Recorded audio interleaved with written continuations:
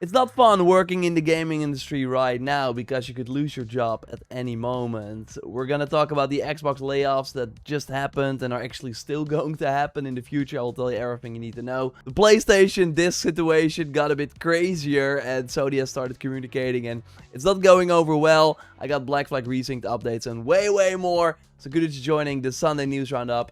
And let's go. 3,200, that's the number of people Xbox will be laying off, which about 20% of Xbox's workforce, although it's much more nuanced than that. For one, 1,600 people lost their jobs on July 6th, with the remaining 1,600 layoffs happening over the next 12 months. So even if you survived this wave of layoffs, you could still be on the chopping block a few months or maybe half a year from now. And that of course makes it very hard to be creative and put your best foot forward, not to mention what it does to morale after so many of your colleagues have to leave. And this 3,200 figure also does not include non-Microsoft employees. They announced that they would be cutting vendor spending by 50%, meaning that many people who were effectively working full-time on Xbox but were employed by outside companies also lost their jobs. We know that Compulsion Games and Double Fine Productions will become independent again. Xbox will let them go, while Ninja Theory and Undead Labs are going to be sold to new owners, although we don't know who yet. But those two studios are of course attractive acquisitions, because as a buyer you're getting a game in Senua and State of Decay 3 that is almost finished and can be released relatively quickly without having paid for most of its development. And Microsoft also announced that it's providing these studios that they let go with funding to finish their current projects and help them through this transition. They also all get to keep their IP. Arcane Leon will also be leaving Xbox, but because of French labor laws, those conversations have only just started.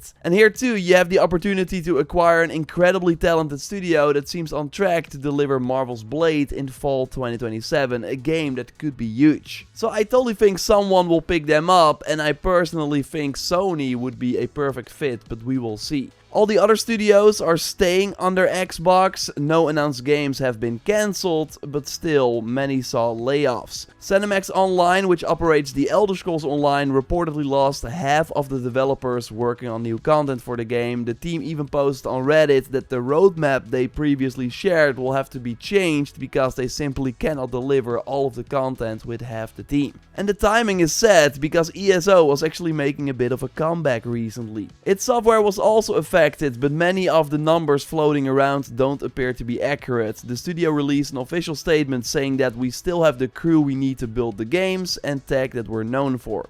The team today is about the same size we were when making Doom 2016. And Tom Warren from The Verge, who has a great track record, now says that a new Doom game is already in the early stages of development at id Software. So their strategy now is probably to build the next Doom with a smaller team to make it more profitable, after Doom the Dark Ages sold significantly less than previous entries. Obsidian lost roughly 25% of its workforce. Grounded 2 and the Outer Worlds 2 DLC are still happening, but several projects have also been cancelled, including a sequel to last year's Avowed. And according to Jason Schreier, that sequel was actually much further along than many people expected and was even planned for a reveal next year. Some developers are still working on it though, while they're waiting for other work to open up at other projects. But yeah, they also hope that it will eventually be revived. But Obsidian's main focus now is a brand new Fallout game that has officially entered production, with the director of Fallout New Vegas leading the project. I've said this many times already, but it's wild that it took Microsoft this long to put Obsidian on Fallout or do anything with Fallout that is not 76. And Microsoft said once again that they will do more high-profile Xbox and PC exclusives. And I think, like making Fallout 5 and Elder Scrolls 6 multi-platform, totally do that, but then these smaller spin-offs,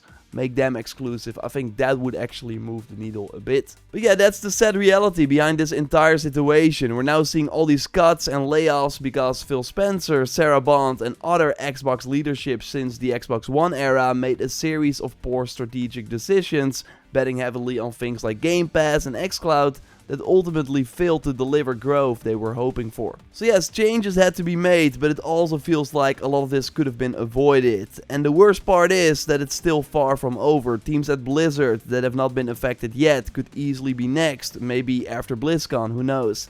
Maybe if the next Gears of War does not perform well, that studio gets hit too. And the problem is that there simply aren't many other places hiring. I've seen countless LinkedIn posts from developers saying they're struggling to find new work after being laid off, and even finding it difficult to move into other industries because fields like IT are also flooded with highly qualified applicants. I really wish everyone who lost their dream jobs, of course, the best. I hope you find something new. Like, I don't think we will know the impact that this will have on the industry until maybe 5 years or so from now. But yeah, it's not looking good. Like, it's clear that something had to change. Also, of course, the cost of living for everything is rising, so there's also less money going into games and going to these new games that are being made, while there are more games than ever. But it also feels like big corporations like Microsoft buying up all these studios is not great, because things like Elder Scrolls Online probably did very well for any other publisher, but for Microsoft, they're looking at Minecraft and King and Call of Duty, and they're like, yeah, we don't need that, so let's get rid of it. So it really, really sucks. Of course, I will keep following it here and report back when we know more. I'm curious to hear your thoughts in the comments. Now, let's move on to more gaming news. Leave a like, that would really help me out, and subscribe, because we will post one of these big Sunday videos, gaming news roundup videos, every Sunday. Now, time for quick shots, news stories I want to go over quickly, with Assassin's Creed Black Flag Resynced updates, Once Human coming to console. But first, a story I think we will be covering here for many weeks: the PlayStation disc situation. It has now been almost 2 weeks since Sony announced that physical disc production would end in January 2028 for new games releasing on PlayStation consoles. After that announcement and the obvious backlash, they went completely silent for a couple of days, not posting anything on social media, but this week that changed. Their first post about a new fight stick has more than 30 million views and over 67,000 comments. Not about the fight stick, of course, but about their decision to stop printing discs. And this has been going on ever since. Every post is almost entirely filled with people criticizing this decision, and I would honestly say keep it up if you don't want discs to disappear. And I think this is one of the few ways consumers can actually make PlayStation feel the impact of this decision. Click on any trailer on their YouTube channel and almost every comment is about this. Go on their Instagram page and it's the same story. Like, if they can no longer properly use their own marketing channels because every announcement gets drowned out by criticism,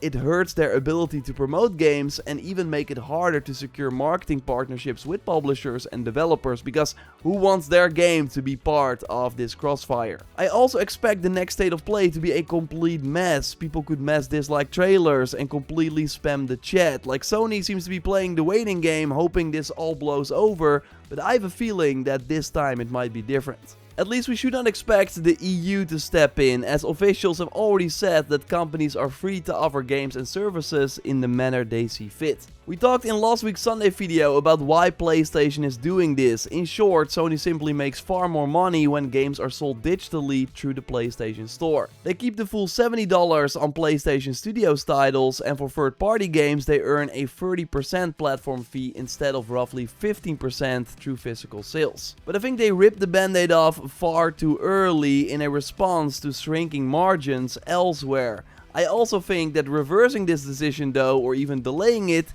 is much harder than many people realize. That January 2028 timing likely has everything to do with the PS6, meaning that of course that system won't have any PS6 game discs, and that's not likely something they can easily change at this stage. But maybe if Sony announced that PS5 discs will continue to be printed until at least 2030, that would ease some of the concerns. I think they do have to do something, but let me know what you think in the comments down below. And again, if you don't want discs to disappear, keep the pressure on. I will continue reporting on all this in these Sunday videos. Oh, and God of War Laufey will still release on disc. Sony Santa Monica confirmed that on Twitter, which also implies the game launches before January 2028. Rumors have long suggested an early or spring 2027 release already.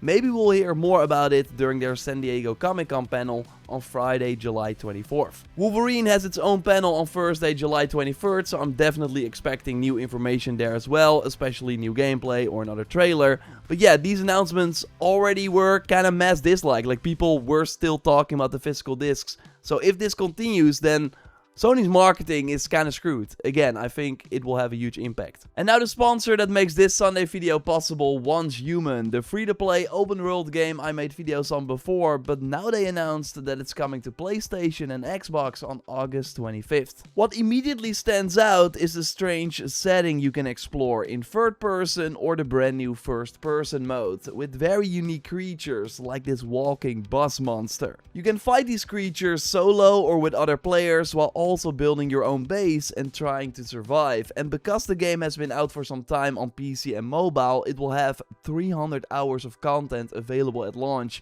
with many different worlds and scenarios you can already experience from day one. The game is out on August 25th on PS5 and Xbox Series. Check out the link in the video description to get your hands on the special pre-order bundle with many cosmetics, which would really support the channel as well. Or you can already start playing right now on PC and mobile, as the game has full cross progression. A link on how you can do that also in the video description. Thanks to Once Human for sponsoring this video, and now moving on to other news. Assassin's Creed Black Flag Resynced sold 2 million copies in the first day, Ubisoft announced. For comparison, Assassin's Creed Shadows reached 1 million players in that same time frame. But yeah, the emphasis being on players, since that also includes Ubisoft Plus subscribers and people sharing digital copies. So Black Flag Resynced is clearly a bigger commercial success so far, despite having a much smaller budget and shorter development cycle. Although that would be doing Shadows a disservice, because a huge amount of development time went into building the new technology that Black Flag Resynced is now benefiting from, not to mention many gameplay features that were first introduced in Shadows. So you could argue that the more Assassin's Creed games that release on this upgraded engine, the more valuable Shadows becomes in hindsight. Although of course Shadows is still much less popular than Ubisoft's previous AC RPGs. Resynced also has the highest Steam concurrent player count of any Assassin's Creed game. Valhalla would have probably beaten it if it had launched on Steam day one instead of years later. But yeah, I think it's obvious that this means Black Flag Resynced is just the beginning of many more remakes. This is a very reliable way for Ubisoft to generate revenue, while newer mainline games take much longer to develop.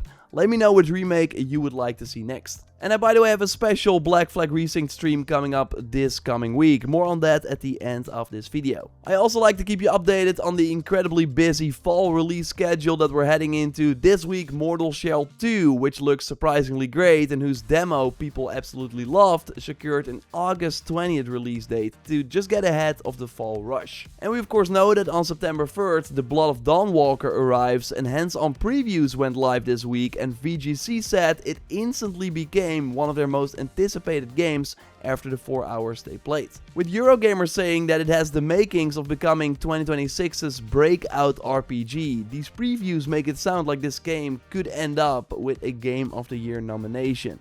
As if deciding what to buy this fall was not difficult enough already.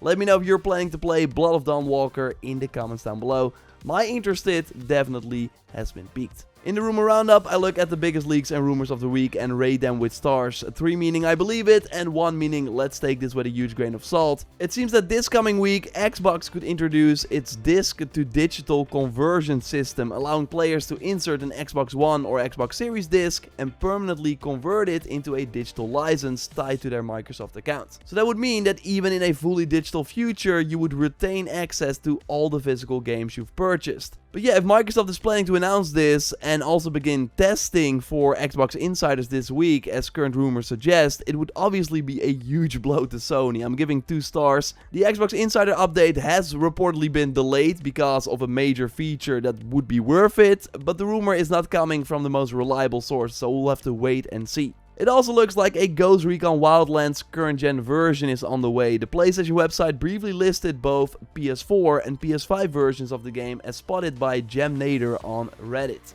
although that listing has since been removed. Ubisoft also started selling a new Definitive Edition this week across multiple storefronts, and that listing mentions the Nightfall Protocol and the Cold Eye Pack becoming available in August 2026, which could point to the release window for this current gen version. I'm giving 3 stars, I think it's happening, although personally I think Ubisoft should eventually give Wildlands the full Black Flag Resynced treatment with a proper remake. If they do though, that's probably still 4 or 5 years away. So yes, this coming week is going to be exciting. On July 15th, I will be interviewing the game director of Assassin's Creed Black Flag Resynced live here on the channel. You may have already seen the countdown. If you have any questions about the game that you would like me to ask, head over to my Discord through the link in the video description and post them in the dedicated Black Flag Questions channel. And maybe I will ask yours during the interview. The stream link is also in the video description. I hope to see you there. Subscribe, leave a like, and check out my Black Flag Resynced review by clicking on the screen. Also be sure to check out One's Human through the pinned comments. They make it all possible, and I will speak to you very soon. Goodbye.